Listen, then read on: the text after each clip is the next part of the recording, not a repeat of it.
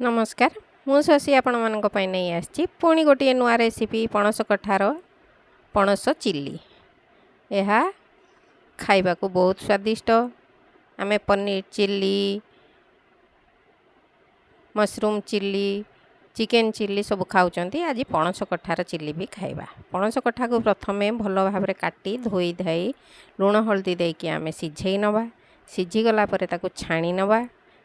ये देखो छाणी नेला परे से आमे कॉर्नफ्लोर पाउडर आवश्यकता अनुसार देबा। कॉर्नफ्लोर पाउडर देला परे आमे से लुण पे आमे धनिया पाउडर, काश्मीरी लाल मिर्च आउ गरम मसाला, अदा छोट छोट काटिकी पूरा नेबा, रसुण भी ताहाकू भल भाव देई गोलाई नबा। प्रथमे टिके चामच रे गोलैला परे हमें हाथ रे ताकू भल भाव गोलाई नबा। पानी दबानी। हमें जो सिझेला परे थाए पानी ताधरे से सेइथिरे भल भाव मिक्स हो जिवो। जदि न हैला आपण अल्प टिके पानी देई ताहाकू भल भाव गोलाई नेबे। एही परी हाथ रे मु जेमती गोलौची सेमती भल भाव गोलाई नेबे। देखंतु हमर हे गला।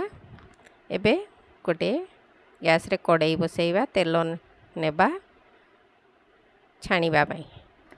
तेल गरम हे गला परे हमें एहाकू पकाइबा।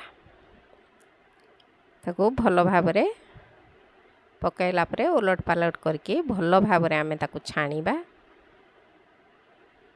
हल्का ब्राउन कलर हैला पर्यंत आमे ताकू छाणी नवा। देखंतु एही परी भाव आमे सब छाणीबा। आपण मानकु जदि मोर रेसिपीटी भल लागिबो निश्चय लाइक कमेंट शेयर करिवे।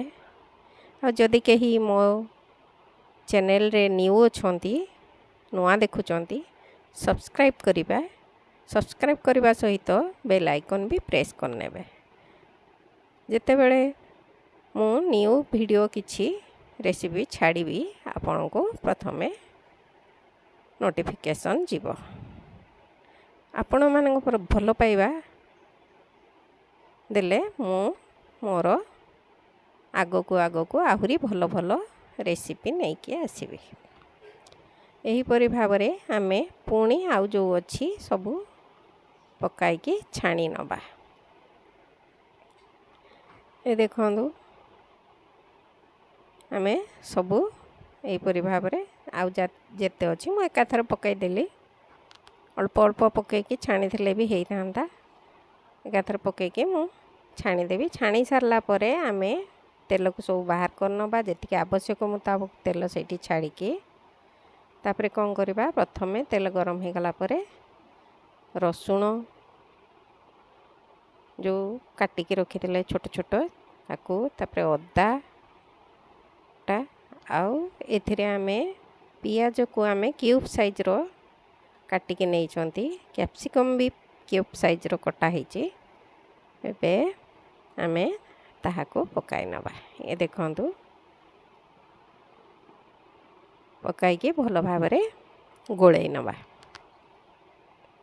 टिके एपट सेपट कला परे भल भाव अल्प टिके जस्ट भाजी हैला परे आमे सेथिरे आउ कोण देबा।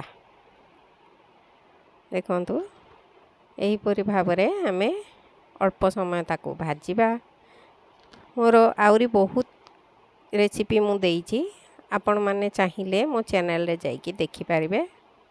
जदि आपण मानकु भल लागिबो आपण निश्चय लाइक शेयर कमेंट करिवे। एबे आमे सोया सॉस किछि गोटे चमच 1.5 चमच आमे देबा। तापरे विनेगार गोटे चमच आमे देबा। सोया सॉस एवं विनेगार देखंतु। एबे आमे सेतरे किछि टमाटो सॉस नबा। पियाज और कैप्सिकम को बेसी फ्राए करिवेनी, यार कलर खराब हो जाबो। एबे ଟମାଟୋ ସସ୍ ଆମେ 2-3 ଚାମଚ ନେବା। ନେଲା ପରେ ଆମେ ସେଥିରେ ତାକୁ ଭଲ ଭାବରେ ଗୋଳେଇ ନେବା। ଦେଖନ୍ତୁ ଭଲ ଭାବରେ ଗୋଳେଇ ନେବା। ତାପରେ ସେଥିରେ ଆମେ ଆବଶ୍ୟକ ହିସାବରେ ଆମେ କେତେ କ'ଣ ବନେଇବା ସେଇ ହିସାବରେ ପାଣି ଆମେ ଦେବା। ଏହା ଶୁଖିଲା ଶୁଖିଲା ହୁଏ ତ ଆମେ ପାଣି କମ୍ ୟୁଜ୍ କରିବା।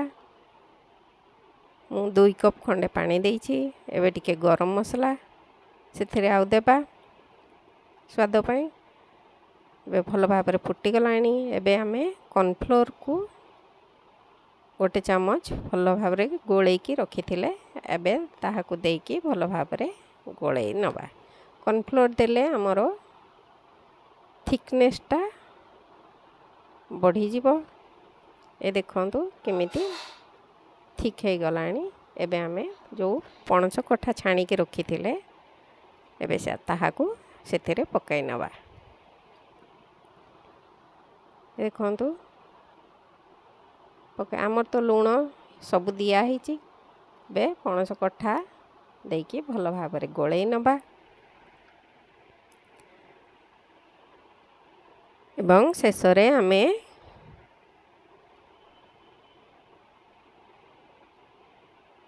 ବ୍ଲାକ୍ ପେପର 1/2 ଚାମଚ ତା ଦେହରେ ଦେଲା ପରେ ଆମେ ଭଲ ଭାବରେ ଗୋଳେଇ ନେବା।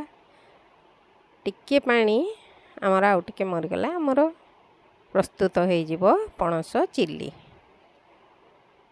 ସତରେ ଏହା ଖାଇବାକୁ ବହୁତ ସ୍ୱାଦିଷ୍ଟ। Thank you for watching.